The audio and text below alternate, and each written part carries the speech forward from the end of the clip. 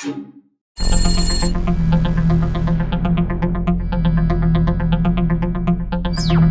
श्री अकाल, जय भीम, नमो बुद्धाय। मैं अमृता मिलन, वॉइस ऑफ मानवता टीवी पर आप देख रहे हैं खास प्रोग्राम हम हार नहीं मानेंगे।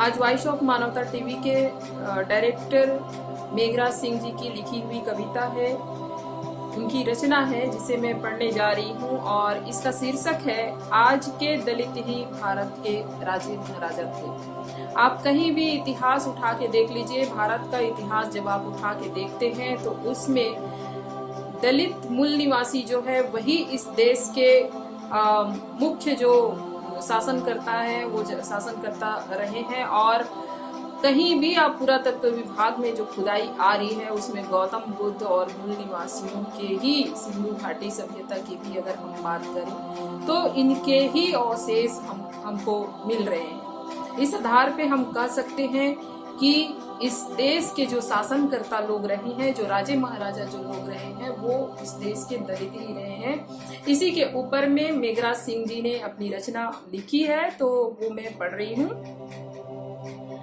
दलित मूल निवासी योद्धाओं से विदेशी मनुवादी बहुत घबराते हैं। दलित मूल निवासी योद्धाओं से विदेशी मनुवादी बहुत घबराते हैं, इसलिए पीछे बैठकर विदेशी मनुवादी अपनी गुलामों से हमले करवाते हैं। इसलिए पीछे बैठकर विदेशी मनुवादी अपने गुलामों से हमले करवाते हैं, क्योंकि कभी भी ये आमने सामने की लड़ाई ये नहीं लड़ते हैं, ये पीठ पीछे बैठ के ये प्रोग्राम प्लान करते हैं और प्लानिंग के तहत हमारे ही लोगों को कंडे में शामिल करते हैं और उनके ही थ्रू ये किसी भी हमला, किसी भी दंगा फसाद को ये अंजाम देते हैं।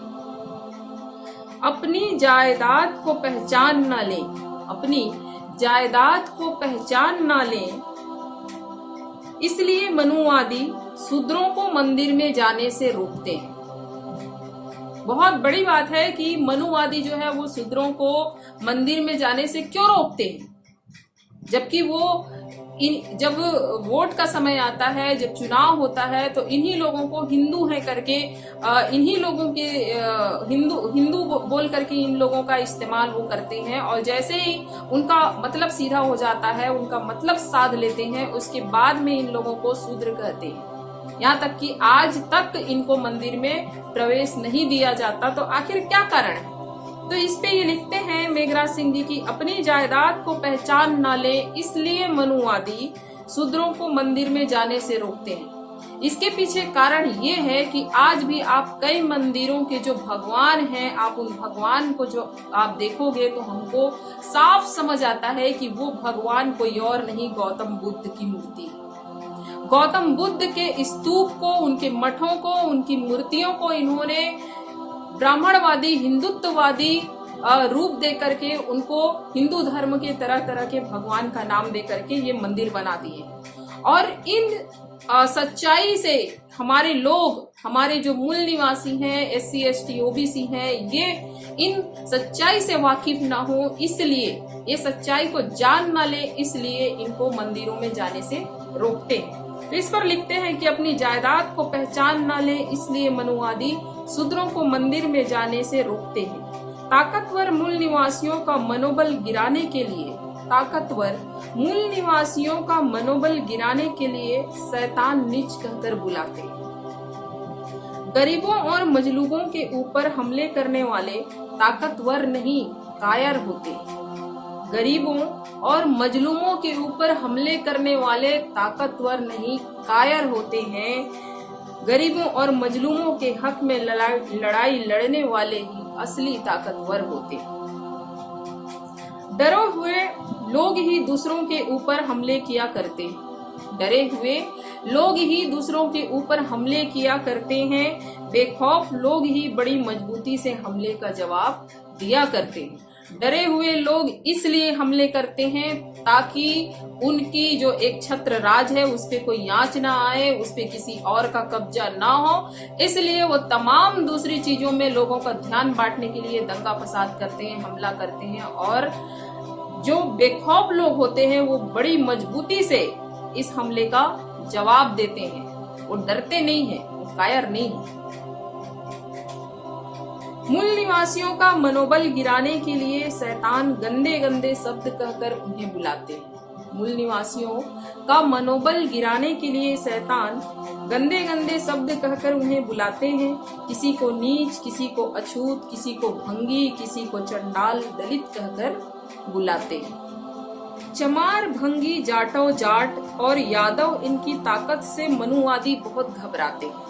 चमार, भंगी, जाटव, जाट और यादव इनकी ताकत से मनुवादी बहुत घबराते हैं। अपने गुलामों से मनुवादी दिन रात इन सबके ऊपर हमले करवाते हैं। जिनकी कुंडली में वर्ण में शूद्र और गढ़ में राक्षस लिखा है, उन्हें मनुवादी अपना दुश्मन समझते हैं। जिनकी कुंडली में वर्ण में शूद्र और गढ़ में राक्षस लिखा है, उन्हें मनुवादी अपना दुश्मन समझते हैं। और जिनकी कुंडली में वर्ण में ब्राह्मण, क्षत्रिय और गढ़ में देव लिखा है, उन्हें मनुवादी अपना मित्र समझते हैं। आप समझ रहे हैं, जब आप अपने आप को हिंदू में शामिल करना चाहें या अपने आप को जब आप इन लोगों के इस्तेमाल से बचाना चाहें, तो इनकी बनाई हुई कुंडली को एक बार जरूर चेक कीजिए। खास करके जो एसटी है, जो ओबीसी है, इनसे मैं विनती करती हूँ, रिक्वेस्ट करती हूँ, निवेदन करती हूँ कि ये अपने कुंडली को जरूर चेक करें कि इनकी कुंडली में वर्ण में क्या लिखा है और गण में क्या लिखा है। कोई राक्षस नहीं होता, कोई चंडाल नहीं होता, सब है बराबर इंसान। कोई राक्षस नहीं होता, कोई चंडाल नहीं होता, सब है बराबर इंसान। कोई देव नहीं होता, कोई ब्राह्मण नहीं होता, सब है इस धरती पर 4 दिन के मेहमान। कोई देव नहीं होता, कोई ब्राह्मण नहीं होता, सब है इस धरती पर 4 दिन के मेहमान। इंसान इंसान में जो भेदभाव पैदा करे, वही है इस धरती पर यमराज और शैतान। इंसान इंसान में जो भेदभाव पैदा करे, वही है इस धरती पर यमराज और शैतान। जो जात पात और धर्म के नाम पर नफरत फैलाते हैं, जो जात पात और धर्म के नाम पर नफरत फैलाते हैं, उनको सुकून नहीं मिलेगा, वह हरदम रहेंगे परेशान। जो राज कर रहे थे 5000 साल पहले, उनके वंशज सिख, मुस्लिम, बौद्ध, ईसाई, दलित फिर से राज करेंगे। जो राज कर रहे थे 5000 साल पहले, उनके वंशज सिख, मुस्लिम, बौद्ध, ईसाई, दलित फिर से राज करेंगे। सच्चाई और ईमानदारी है इनके रगों में, सच्चाई और ईमानदारी का ही राज कायम करेंगे। 5000 साल पहले का इतिहास उठा के देखिए तो मौर्य साम्राज्य, बौद्ध का, गौतम बुद्ध का, और जो मौर्य साम्राज्य है, इन्हीं के लोग राजा महाराजा हुए हैं इस देश में। इस देश के मूल निवासी ही, आप राजा बाली को ले लीजिए, इस देश के मूल निवासी ही राजा महाराजा हुए हैं। और उनको किस तरह से सत्ता से पदच्युत करके इन लोगों ने अपना राज कायम किया, झूठ और मक्कारी, छल कपट से इनके राज्य को हथियाया और अपना राज कायम किया। उनके मठ मंदिर जो रहे, बौद्ध स्तूप जो रहे, जो बौद्ध की मूर्तियां रही, उनको अपना मंदिर बताया और उसमें ब्राह्मणी जो देवी देवता, हिंदू धर्म की जो देवी देवता है, उसमें इन्होंने तब्दील कर दिया। तो उसी को इन्होंने लिखा है, धर्मी, अधर्मी और ट्रांसजेंडर सभी मानव एक साथ मिलकर खुशी से रह सकेंगे। धर्मी, अधर्मी और ट्रांसजेंडर सभी मानव एक साथ मिलकर खुशी से रह सकेंगे। रोटी, कपड़ा और मकान होंगे सभी के पास। रोटी, कपड़ा और मकान होंगे सभी के पास, सभी इज्जत की जिंदगी जी सकेंगे। जात पात और धर्म से ऊपर उठकर जो मानव मानव को समझते हैं, वही है महान इंसान। जात पात और धर्म से उठकर जो मानव मानव को एक समझते हैं, वही है महान इंसान। मेघराज सिंह जिनके मन में सच बस गया है। मेघराज सिंह जी कहते हैं कि मेघराज सिंह जिनके मन में सच बस गया है, वही कर सकता है इस तत्व की पहचान। तो इस तरह से ये मेघराज सिंह जी की रचना है। कितना सच, कितना कटु सत्य उन्होंने लिख दिया है और हमको इसको जरूर सुनना चाहिए। तो आप सबसे मेरी निवेदन है कि एक बार इसको जरूर सुने, समझने का प्रयास करें और उन तमाम मंदिरों के देवी देवताओं पर भी एक बार जरूर नजर घुमा के देखें कि आपको सच पता चल सके वास्तव में हमारा जो इतिहास है वो क्या रहा है। धन्यवाद। सत श्री अकाल, जय भीम, नमो बुद्धाय, सलाम वालेकुम।